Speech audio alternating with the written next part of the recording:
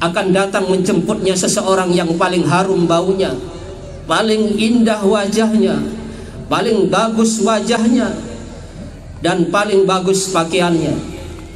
Ia membawa kabar gembira tentang surga di ujung perjalanan. Ketika ditanya siapa dia, penjemput itu kemudian berkata, aku adalah amal solehmu. Dan bila yang mati itu adalah musuh Allah, akan datang menjemputnya seseorang yang paling jelek penampilannya, paling busuk baunya. Ia membawa kabar yang menakutkan tentang neraka di akhir perjalanan. Siapakah kamu? Tanya si mayit. Penjemput itu berkata, aku adalah amal burukmu. Ketika dibaringkan di kuburnya, ia akan bergumam kepada lubang lahatnya, hai rumah yang dipenuhi cacing tanah, hai rumah keterasingan, hai rumah kegelapan. Lubang lahatnya akan berkata, inilah yang memang sudah aku persiapkan untukmu. Lalu apa yang telah kau persiapkan untuk pertemuan denganku? Jawaban pertanyaan lubang kubur itu, apa yang telah kamu persiapkan untuk bekal ke alam kuburmu? Pertanyaan itu akan kita dengar nanti, menghantam dada dan mengiris hati nurani kita. Itulah yang bakal kita alami setelah kita mati. Kisah ini adalah kisah nyata yang sudah dialami oleh keluarga, sanak saudara, andai tolan yang sudah mendahului kita dalam hadis-hadis sahih yang telah tidak kita ragukan tentang kebenarannya. Assalamualaikum warahmatullahi wabarakatuh. Alhamdulillahilladzi arsala rasulahu bil huda wa dinil haqq liyudhhirahu 'ala ad-din kullih. Asyhadu an la ilaha illallah wahdahu la syarika lah, wa asyhadu anna Muhammadan 'abduhu wa rasuluhu alladhi adda al-amanah wa ballagha ar-risalah wa nasaha al-ummah wa jahada fillahi haqqa jihadih wa tarakna 'ala al-mahjuwi al-bayda ليلها كنهارها لا يزيغ عنها إلا هالك. اللهم صل وسلم على محمد وعلى آله وصحبه أجمعين وبعد. فيا أيها المسلمون أوصيكم وإياي بتقوى الله وطاعته في كل وقت لعلكم تفلحون. قال الله تعالى يا أيها الذين آمنوا اتقوا الله حق تقاته ولا تموتن إلا وأنتم مسلمون. معاشر المسلمين رحمكم الله. Marilah kita mulai pada pagi yang cerah ini dengan mengungkapkan syukur kita kepada Allah Subhanahu wa ta'ala. Setiap hari anugerah dan nikmatnya turun kepada kita, kendati pada hari yang sama maksiat dan keburukan naik kepadanya. Setiap jam perlindungan dan pemeliharaannya mengayomi kita, padahal pada jam yang sama kita menentangnya dengan dosa-dosa kita. Allah telah mengantarkan kita kepada bulan Ramadan, bulan yang penuh berkah dan ampunan, bulan yang di dalamnya terdapat Lailatul Qadar yang lebih baik dari 1000 bulan. Sepanjang Ramadan Allah menuntun kita untuk melakukan puasa, salat malam, tadarus dan bersedekah di jalan Allah. Dia memberikan kesempatan pada kita untuk menghapus dosa-dosa kita sekaligus menaikkan derajat kita. Akhirnya pagi ini dengan kasih sayangnya juga Allah mengantarkan kita kepada Idul Fitr, hari Lebaran. Dia gerakkan lidah-lidah kita untuk membesarkan asmanya. Dia karuniakan pada kita rizki untuk membayar zakat kita, Pagi ini Dia membawa kita ke tanah lapang ini untuk bersimpuh di hadapannya, memuji keagungannya dan mensyukuri seluruh nikmatnya. Allahu Akbar, Allahu Akbar, Allahu Akbar. Ma'asyiral muslimin rahimakumullah. Marilah kita melihat ke kiri dan ke kanan kita.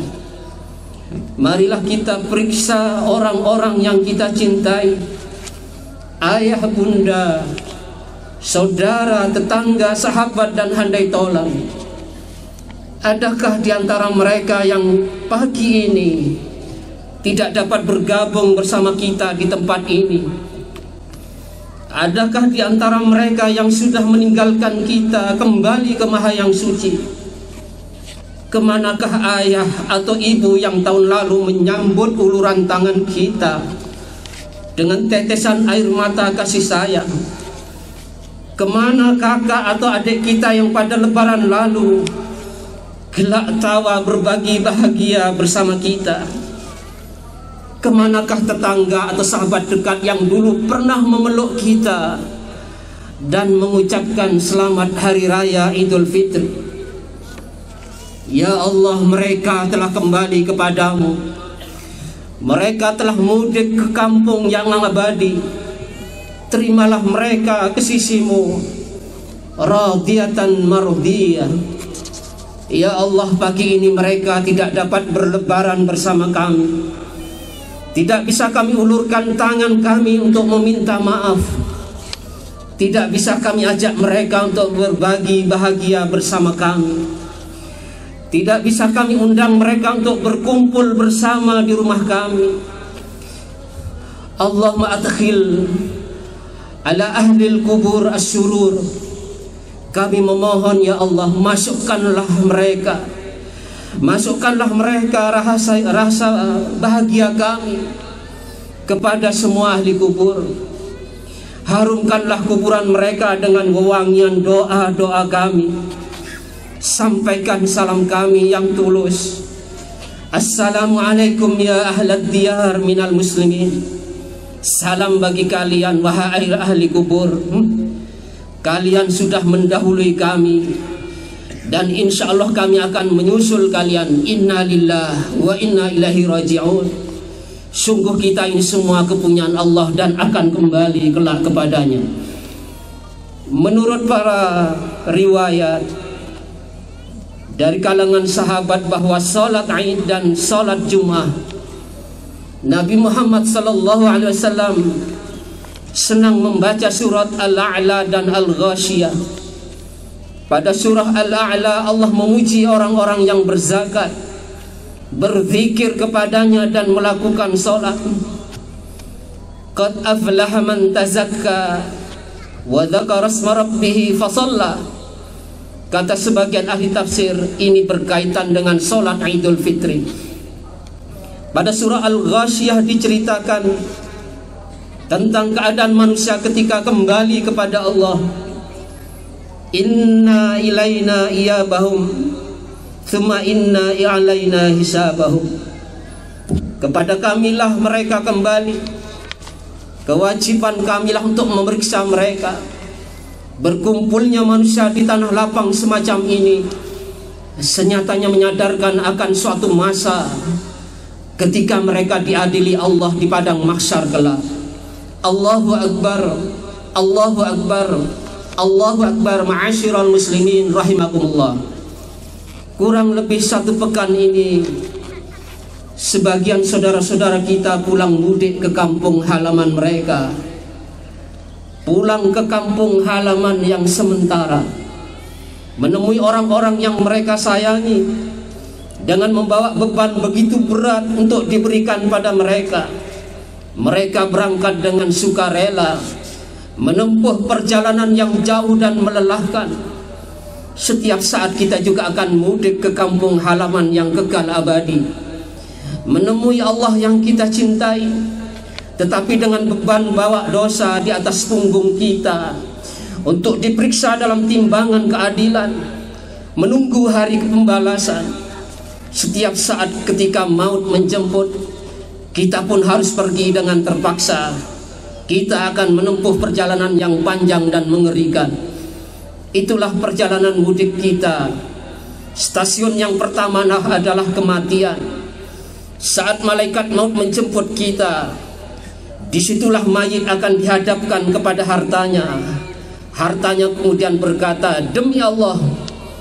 Seorang itu akan berkata, demi Allah, dahulu aku mengumpulkan kamu dengan rakus, dengan begitu tamaknya. Sekarang apa yang akan kamu berikan kepadaku? Lalu kemudian hartanya menjawab, ambillah dariku kain kafanmu. Kemudian si mayit akan dipertemukan dengan seluruh keluarganya. Ia kemudian memandang mereka, demi Allah, dahulu aku sangat mencintai kalian, memelihara kalian dengan penuh susah payah, bahkan dengan berdarah-darah. Apa yang akan kamu berikan padaku? Mereka menjawab, kami akan mengantarkan jenazahmu, kami akan menguburkanmu. Setelah itu kemudian ia melirik kepada amalnya dan berkata, demi Allah, dahulu aku membencimu. Aku melihat kamu sebagai beban berat. Apa yang kamu berikan kepadaku? Kemudian amalnya berkata, aku adalah menjadi sahabatmu dalam kuburmu. Pada hari kamu dihimpunkan dan sampai pada waktu kita bersama berhadapan dengan Allah. Bila orang mati itu pecinta Allah, akan datang menjemputnya seseorang yang paling harum baunya, paling indah wajahnya, paling bagus wajahnya, dan paling bagus pakaiannya.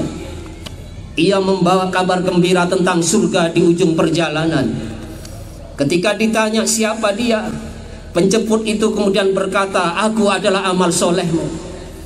Dan bila yang mati itu adalah musuh Allah, akan datang menjemputnya seseorang yang paling jelek penampilannya, paling busuk baunya. Ia membawa kabar yang menakutkan tentang neraka di akhir perjalanan. Siapakah kamu? Tanya si mayit. Penjemput itu berkata, aku adalah amal burukmu. Ketika dibaringkan di kuburnya, ia akan bergumam kepada lubang lahatnya, hai rumah yang dipenuhi cacing tanah, hai rumah keterasingan, hai rumah kegelapan. Lubang lahatnya akan berkata, inilah yang memang sudah aku persiapkan untukmu. Lalu apa yang telah kau persiapkan untuk pertemuan denganku? Jawaban pertanyaan lubang kubur itu, apa yang telah kamu persiapkan untuk bekal ke alam kuburmu? Pertanyaan itu akan kita dengar nanti, menghantam dada dan mengiris hati nurani kita. Itulah yang bakal kita alami setelah kita mati. Kisah ini adalah kisah nyata yang sudah dialami oleh keluarga, sanak saudara, andai tolan yang sudah mendahului kita dalam hadis-hadis sahih yang telah tidak kita ragukan tentang kebenarannya. Ma'asyiral muslimin rahimakumullah. Allah menjelaskan kepada kita tentang dua macam kematian. Pertama, kematian mukmin yang soleh, orang-orang yang diwafatkan malaikat dalam keadaan baik. Maka malaikat berkata, sejahteralah bagi kalian, masuklah ke surga dengan apa-apa yang sudah kalian amalkan. Al-Quran surah An-Nahl ayat 32. Allah subhanahu wa ta'ala akan menyapanya dengan mesra, hai jiwa yang tentram, kembalilah kepada karunia Tuhanmu dengan penuh keridhaan dan ridhoi, dan masuklah dalam kelompok hamba-hambaku, masuklah ke surgaku. Al-Quran surah Al-Fajr 27 hingga 30. Kemudian yang kedua, kematian orang-orang yang durhaka. Simaklah pertanyaan Allah, bagaimanakah keadaan mereka ketika malaikat maut mematikan mereka, seraya meremuk redamkan muka mereka dengan punggung mereka. Yang demikian itu karena mereka mengikuti apa yang dimurkai Allah dan membenci keridhaannya.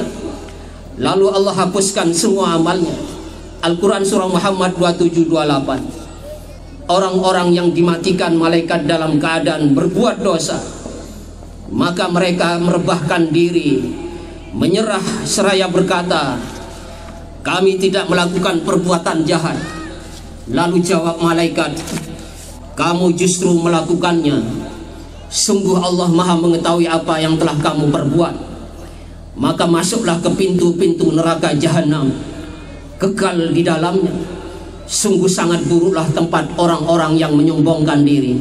Al-Quran surah An-Nahl 28-29. Jamaah sekalian rahimani wa rahimakumullah, kita tidak tahu pada kematian yang mana kelak kita akan berada. Apakah kita kelak akan mati dalam pukul pelukan kasih sayang Allah, ataukah dalam kemurkaannya? Kita juga tidak tahu. Apakah kita akan bangkit dari alam kubur kita dengan wajah-wajah ketakutan, atau dengan wajah-wajah berseri-seri? Yang kita tahu dengan pasti ialah bahwa kita pasti akan memasuki alam kubur. Ma'asyiral muslimin rahimakumullah, kita sudah bekerja sepanjang tahun, mengumpulkan bekal untuk mudik yang hanya beberapa hari. Sudahkah kita mempersiapkan bekal untuk mudik yang jangkanya tak terhingga? Kita sudah bekerja puluhan tahun, menghabiskan masa muda untuk persiapan masa tua kita yang berlangsung hanya beberapa tahun saja. Sudahkah kita persiapkan bekal untuk perjalanan yang sangat panjang setelah kematian kita? Pernahkah Anda, kita semua mendengar Rasulullah Sallallahu Alaihi Wasallam menceritakan orang yang paling malang ketika berdiri di hadapan pengadilan Allah Rabbul Alamin? Lalu di tangannya bergelantungan orang-orang yang pernah didolimi, orang-orang yang pernah disakiti hatinya, orang-orang yang pernah disiksa tubuhnya. Mereka akan mengambil seluruh amal solehnya, amal sholatnya, puasanya, mungkin hajinya, diambil oleh orang-orang yang pernah kita dolimi, dan kemudian membebankan di atas punggungnya seluruh dosa mereka. Mereka akan menertawakannya ketika malaikat Zabaniyah menyeret ubun-ubunnya dan melemparkannya ke api neraka. Tahukah Anda apa bekal yang paling baik buat hari kiamat nanti? Suatu hari Rasulullah Sallallahu Alaihi Wasallam melewati pekuburan. Beliau menyapa penghuni kubur, "Hai ahli kubur, tahukah kalian apa yang terjadi sepeninggal kalian? Istri-istri kalian sudah dinikahi oleh orang lain, rumah-rumah kalian sudah habis diwariskan. Apa yang kalian mau ceritakan yang kalian alami sekarang di alam kubur?" Kemudian Rasulullah bersabda, sekiranya mereka bisa menjawab, mereka akan berkata bahwa sebaik-baik bekal adalah takwa. Takwa menurut Al-Quran ialah menginfakkan harta dalam keadaan senang maupun susah, dalam kondisi sempit maupun dalam keadaan lapang, mengendalikan amarah, memaafkan orang lain, sering berbuat baik, cepat meminta maaf bila berbuat salah, dan tidak mengulanginya.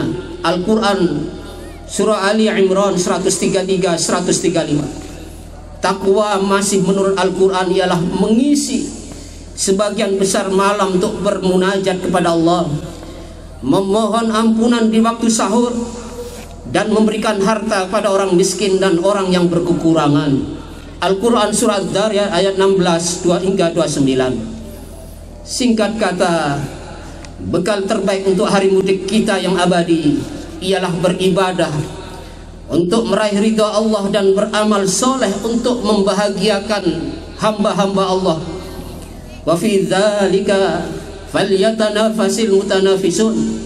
Untuk yang demikian inilah hendaknya kita untuk berlomba-lomba.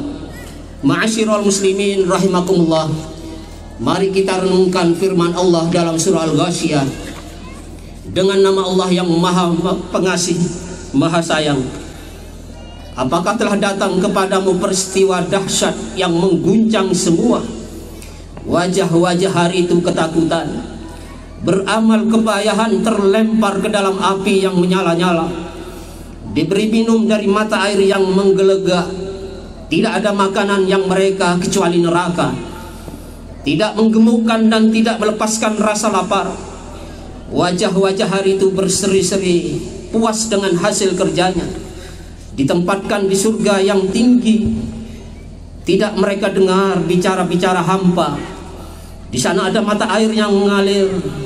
Di sana ada pelaminan yang ditinggalkan, gelas-gelas yang diletakkan, bantal-bantal yang digelarkan, permadani yang dihamparkan. Sebagai penutup khutbah ini, mari kita panjatkan doa kepada Allah Subhanahu wa taala. Mudah-mudahan Allah mengampuni segala dosa kita, menerima seluruh amal ibadah puasa kita, meridhai kita, dan memasukkan kita ke dalam surganya. Allahumma salli ala Muhammad wa ala ali Muhammad kama sallaita ala Ibrahim wa ali Ibrahim, wa barik ala Muhammad wa ali Muhammad kama barakta ala Ibrahim wa ali Ibrahim innaka Hamidum Majid.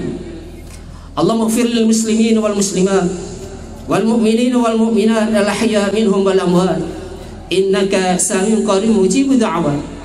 Allahumma arinal haqqa haqqan warzuqna ittiba'ah wa arinal batila batila warzuqna tinaba. Allahumma inna nas'aluka ilman nafi'an wa rizqan thayyiban wa amalan taqabbala. Allahumma ighfir lana wa liwalidina warhamhum wa'afihim wa'fu anhum. Rabbana hab lana min azwajina wa dhurriyyatina qurrata a'yun waj'alna lil muttaqina imama. Rabbana atina fid dunya hasanah wa fil akhirati hasanatan wa qina 'adzaban nar. Subhana rabbika rabbil 'izzati 'amma yasifun wa salamun 'alal mursalin walhamdulillahi rabbil alamin. Wassalamualaikum warahmatullahi wabarakatuh.